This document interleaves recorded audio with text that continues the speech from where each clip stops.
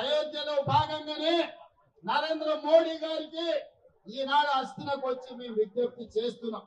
ఇక మళ్ళీ విజ్ఞప్తులు తీసుకొని మళ్ళీ అస్థినకు రాం. మీరు ఎట్లా గడ్డీలకు వస్తారో చూస్తాం. తొందరలోనే మా బలైన వర్గాల సోదరులకు, మా బహుజన సోదరులకు నేను విజ్ఞప్తి చేస్తున్నా. అదే పరేడ్ గ్రౌండ్ లో ధర్మ యుద్ధం ప్రకటించండి. 10 లక్షల మందితో మన బలమైన చూపిద్దాం.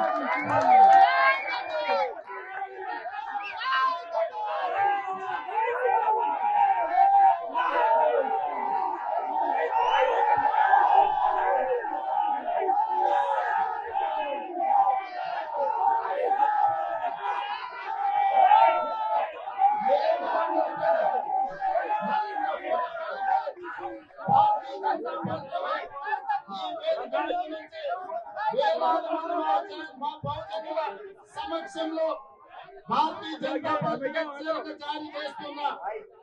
మీరు గద్దె దిగాలి, గ్రామాలలో మీ గద్దెలు కూడాలి. ఇదే మా నినాదం. అయితే మా 42% మా బలైన వర్గాల రిజర్వేషన్ అమలు చేయడానికి అనుమతి ఇవ్వాలి. ఒకవేళ మా బలైన వర్గాల 42% రిజర్వేషన్లకు మీరు చట్టాలను మార్చి మాకు సహాయం చేయకపోతే మీరు గద్దె దిగాల్సిందే, మీ గద్దెలు కూడాల్సిందే. గ్రామాలలో మా బలైన వర్గాల సోదరుల ఇప్పుడు రాకపోతే ఎప్పుడు రాదు, ఇప్పుడు రాకపోతే ఎప్పటికీ రాదు. ఇంత ఊపు మళ్ళీ తేవు. ఈనాడు నేను విజ్ఞప్తి చేస్తున్నా. మీకు అండగా నిలబడే మీ సోదరుడు తెలంగాణ రాష్ట్రానికి ముఖ్యమంత్రిగా ఉన్నాడు. ఎవరు ఏమనుకున్నా మీకు అండగా నిలబడే ధర్మం నా మీద ఉన్నది. రాహుల్ గాంధీ గారి మద్దతు మీకున్నది. రాహుల్ గాంధీ గారి నాయకత్వంలో మీకోసం కొట్టాయి.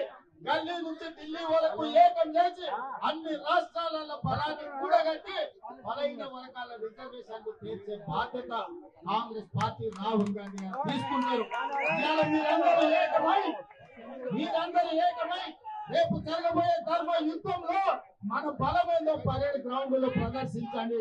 ఎంత మోడీ దిగిరాడో, ఎంత మన రిజర్వేషన్లు మన ఇంటికి రావు. ఒకవేళ అది రాకపోతే ఎర్ర కోట మీదనే మనమే జెండా ఎగరేసుకున్నాం. సోదరులారా,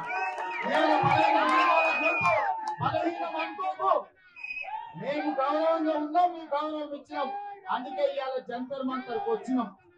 మమ్మల్ని తక్కువ అంచనా వేస్తే ఎర్రకోట మీద జెండా ఎట్లా ఎగరేసుకోవాలో మా సోదరులందరికీ తెలుసు.